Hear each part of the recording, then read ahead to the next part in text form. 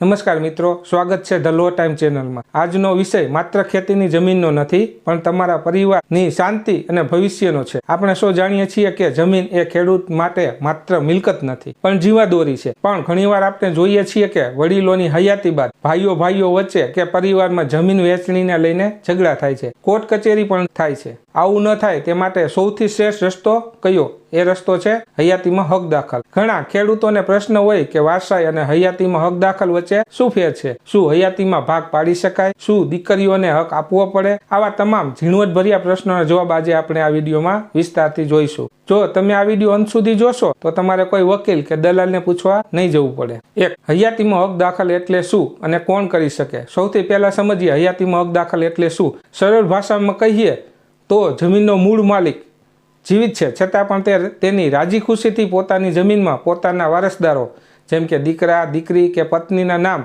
દાખલ કરાવે તેને હયાતીમાં હક દાખલ કહેવાય। અહીં બે પરિસ્થિતિ હોઈ શકે। એક, કાં તો માલિક પોતાનું નામ કમી કરાવીને વારસદારોના નામ ચડાવે, અથવા પોતાનું નામ ચાલુ રાખીને સાથે સાથે વારસદારોના નામ ઉમેરે। હવે સવાલ એ થાય કે આ કોણ કરાવી શકે? યાદ રાખો, આ પ્રક્રિયા માત્ર ને માત્ર લોહીના સંબંધો એટલે કે બ્લડ રિલેશનમાં જ થઈ શકે। પિતા પુત્ર, પિતા પુત્રી, પતિ પત્ની વગેરે।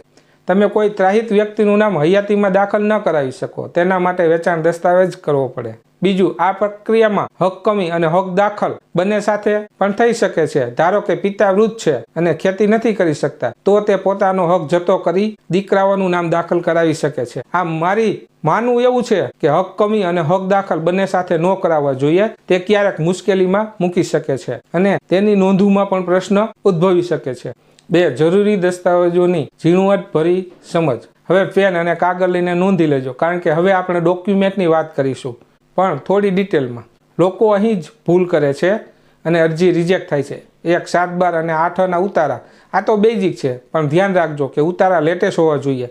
જો જમીનમાં કોઈ બોજો હોય, બેંક લોન હોય, તો પહેલા બેંકનું ના વાંધા પ્રમાણપત્ર એટલે કે NOC લાવવું પડે। ઘણીવાર લોકો લોન ચાલુ હોય અને હક દાખલ કરવા જાય તો અરજી અટકી શકે છે। બે, પેઢીનામું। આ સૌથી મહત્વનો કાગળ છે। હયાતીમાં હક દાખલ કરવા માટે તલાટીશ્રી દ્વારા પ્રમાણિત કરેલ પેઢીનામું જોઈશે, જેમાં સ્પષ્ટ લખેલું હોવું જોઈએ કે મૂળ ખાતેદારના કેટલા વારસદારો છે।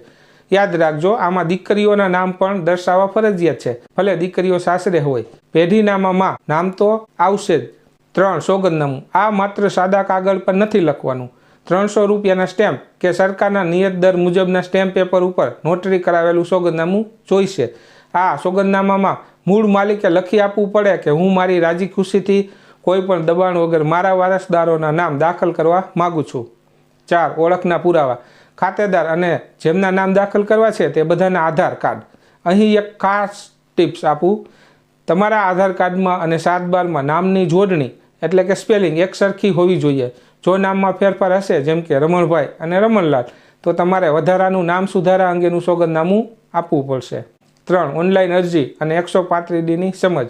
મિત્રો, હવે આપણે સૌથી મહત્વના ભાગ પર આવીએ છીએ। જો તમારે મામલતદાર કચેરીએ ધક્કા નથી ખાવા, તો તમે ઘરે બેઠા તમારા મોબાઈલ અથવા કોમ્પ્યુટરથી કેવી રીતે અરજી કરી શકો, ચાલો જોઈએ તેની step by step online process.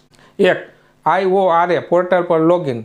Step 1, સૌથી પહેલાં ગૂગલ પર જઈને IORA સર્ચ કરો અથવા iora.gujarat.gov.in વેબસાઇટ ખોલો। સ્ટેપ 2, હોમ પેજ પર તમને ઓનલાઈન એપ્લિકેશનનું બટન દેખાશે, તેના પર ક્લિક કરો। સ્ટેપ 3, હવે તમારી સામે એક ફોર્મ જેવું મેનુ ખુલશે, તેમાં નવી અરજી કરવા માટે વિકલ્પ પસંદ કરો। સ્ટેપ 4, અહીં તમારે અરજીનો પ્રકાર પસંદ કરવાનો છે, જેમાં તમારે હકપત્રક સંબંધી અરજી અને સબ હેતુમાં હયાતીમાં હક દાખલ પસંદ કરવાનું રહેશે। સ્ટેપ 5, ત્યારબાદ તમારો જિલ્લો, તાલુકો અને ગામ પસંદ કરો। તમારો મોબાઈલ નંબર અને ઈમેલ ID નાખીને OTP મેળવો। 2, વિગત ભરવી અને ડોક્યુમેન્ટ અપલોડ। સ્ટેપ 6, લોગિન થયા પછી તમારે જમીનનો સર્વે નંબર અથવા ખાતા નંબર નાખવો પડશે। જેવું તમે સર્વે નંબર નાખશો એટલે હાલમાં જેમના નામે ખાતું ચાલુ છે તેમની વિગતો સ્ક્રીન ઉપર આવી જશે। સ્ટેપ 7, હવે જેમના નામ દાખલ કરવાના છે તેમની વિગતો, નામ, સરનામું, આધાર નંબર ભરો। સ્ટેપ 8, હવે વારો આવે છે ડોક્યુમેન્ટ અપલોડ કરવાનો। અહીં તમારે પેઢીનામું, સંમતિપત્રક, સોગંદનામું અને આધાર કાર્ડની સ્કેન કરેલી PDF ફાઇલ અપલોડ કરવાની રહેશે. સ્ટેપ 9. બધી વિગતો ચેક કરીને અરજી સબમિટ કરો. અરજી સબમિટ થયા પછી તમને એક એપ્લિકેશન નંબર મળશે જે સાચવીને રાખજો. 3. 135Dની નોટિસ આ શું છે અને કેમ જરૂરી છે? મિત્રો, ઓનલાઈન અરજી કર્યા પછી ઘણા ખેડૂતોને લાગે છે કે કામ પતી ગયું, પણ અસલી પ્રક્રિયા હવે શરૂ થાય છે, જેનું નામ છે 135Dની નોટિસ. નોટિસ કેમ નીકળે છે? જ્યારે તમે ઓનલાઈન અરજી કરો છો ત્યારે તે ઈ-ધરા કેન્દ્રમાં જાય છે.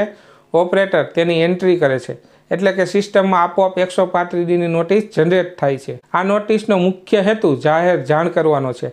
કોને મળે આ નોટિસ? જે ખાતેદારનું નામ ઓછું થતું હોય, એટલે કે નીકળતું હોય, જેમના નામ નવા ઉમેરાતા હોય અથવા જેમના હિત આ જમીન સાથે જોડાયેલા હોય, જેમ કે હિતો ધરાવતા કે બેંક કે લોન આપનાર, તે તમામને આ નોટિસ બજાવવામાં આવે. 30 દિવસનો સમય. કાયદા મુજબ આ નોટિસ બજાવી અને 30 દિવસ સુધી રાહ જોવી ફરજિયાત છે. જો કોઈ વ્યક્તિને લાગે કે આ હક દાખલ ખોટી રીતે થઈ રહ્યો છે તો તે 30 દિવસમાં મામલતદારને લેખિત વાંધો આપી શકે છે. જો 30 દિવસમાં કોઈ જ વાંધો ન આવે તો તમારી કાચી નોંધ સીધી પાકી થવા માટે પાત્ર બને છે. 4. નોંધ પ્રમાણિત. Final approval. એકવાર 30 દિવસ પૂરા થાય અને કોઈ વાંધો ન હોય, એટલે કે મામલતદાર કચેરીના સર્કલ ઓફિસર તમારી નોંધ તપાસશે અને જો બધું બરાબર હશે તો તેને પ્રમાણિત એટલે કે સર્ટિફાઈડ કરશે. બસ આટલું થયાની સાથે જ તમારા 7/12માં વારસદારોના નામ કાયદેસર રીતે ચડી જશે. જો મિત્રો, આ હતી IORA પર ઓનલાઈન અરજી અને 135D નોટિસની સંપૂર્ણ સમજ. જો તમે આ અંગે સ્ટેપ બાય સ્ટેપ કામ કરશો તો તમારે કોઈને પણ ₹1 આપવાની જરૂર નહીં પડે. 4. સામાન્ય ભૂલો. દીકરીઓના હક અને ખર્ચ. હવે થોડી પ્રેક્ટિકલ વાતો કરીએ જે તમને કોઈ નહીં કહે. ભૂલ 1. દીકરીઓના નામ છુપાવવા. ઘણા લોકો પેઢીનામામાંથી પરણેલી દીકરીઓના નામ જાણી જોઈને લખાવતા નથી.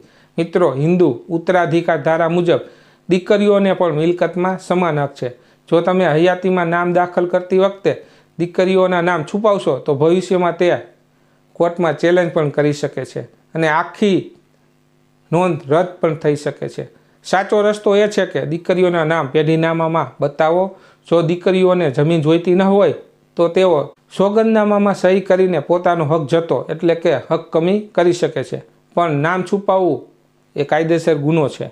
આમ નિયમ મુજબ રજિસ્ટર રિલીડીટ કરીને સહમતિથી નામ કમી કરાવી શકાય છે. ભૂલ 2. સહીઓમાં ફેરફાર. ઘણીવાર વૃદ્ધ વડીલોની સહી મેચ નથી થતી અથવા અંગૂઠો બરાબર નથી આવતો. હયાતીમાં હક દાખલ કરતી વખતે મૂળ માલિકે રૂબરૂ ઇન પર્સન હાજર રહેવું હિતાવહ છે. જો તેઓ ચાલી શકે તેમ ન હોય તો વિડીયો રેકોર્ડિંગ અથવા ઘરે આવીને સહી લેવાની જોગવાઈ માટે વિનંતી કરી શકાય. આ માત્ર વિનંતી છે, તમે ફોર્સ ન કરી શકો. ખર્ચ અંગે. આ પ્રક્રિયાનો સૌથી મોટો ફાયદો એ છે કે આમાં વેચાણ દસ્તાવેજ જેટલી સ્ટેમ્પ ડ્યુટી ભરવી નથી પડતી. માત્ર સોગંદનામાનો, અરજી ફીનો અને યુઝર ચાર્જ ચૂકવવાનો હોય છે, એટલે કે બહુ નજીવા ખર્ચે લાખો કરોડોની જમીનનું ટ્રાન્સફર થઈ જાય છે. તો મિત્રો, આખરે મારે તમને એટલું જ જણાવવાનું છે કે આજનું કામ કાલ પર ન છોડો. ઘણીવાર આપણે જોઈએ છીએ કે પિતાના અવસાન પછી વારસાઈ કરવામાં ભાઈઓ વચ્ચે મનદુખ થાય છે. કોને કયો ટુકડો મળશે, કોનું નામ આગળ રહેશે, આવા ઝઘડા થાય છે. તેના કરતાં વડીલ જીવતા હોય ત્યારે જ સૌને સાથે બેસાડી પ્રેમથી સમજાવીને હયાતીમાં હક દાખલ અને સાથે સાથે જમીનની વહેંચણી એટલે કે પાર્ટીશન કરાવી લેવામાં આવે તો આવનાર પેઢીઓ સુખેથી રહી શકે.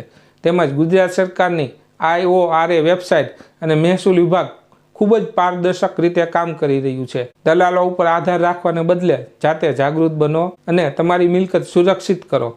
આ આખી પ્રક્રિયામાં તમને ક્યાંય પણ મૂંઝવણ હોય તો તમે નીચે કોમેન્ટ બોક્સમાં પૂછી શકો છો. હું પ્રયત્ન કરીશ કે તમારા દરેક પ્રશ્નનો જવાબ આપું. જો આ માહિતી તમને સાચી અને ઉપયોગી લાગી હોય તો આ વિડીયોને તમારા WhatsApp ગ્રુપમાં શેર કરજો. કદાચ કોઈ ખેડૂત મિત્ર કોર્ટ કચેરીના ચક્કરમાંથી બચી જાય. ફરી મળીશું આવી જ ઉપયોગી માહિતી સાથે. ત્યાં સુધી રજા આપશો. જય હિન્દ, જય જય ગરવી ગુજરાત.